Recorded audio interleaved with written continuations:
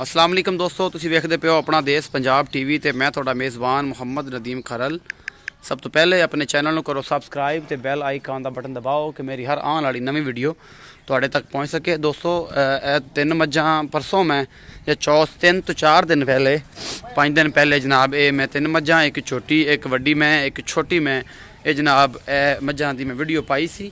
ए जनाब जा रही ने जनाब सियालकोट चौधरी सलीम बड़ाई साहब ने। दो ए ने एक तीसरी है जाती पई है जनाब। 6,75,000 रुपये का जनाब टोटल सौदा होया सीगा। ते ये जनाब 3 मज्जां जांदियां पईयां ने अल्लाह ते अल्लाह दे रसूल दे हवाले।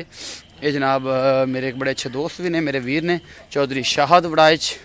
तो ये सारा कुछ जनाब उन्होंने नज़र है जनाब सियालकोट जा रहे हैं। अल्लाह ते अल्लाह दे रसूल दे हवाले असी कर रहे हैं। इंशाअल्लाह तुहानू पसंद आउणगियां और इस तरह मोहब्बत प्यार सजना बेलियां ते मित्रां दा रहेगा, तुहानू बेहद मज़ा आएगा। इंशाअल्लाह एक दूसरे नाल टच रहांगे। भरावां दी दुआवां दा बेहद शुक्रिया और भरावां दी मुहब्बत दा बेहद शुक्रिया।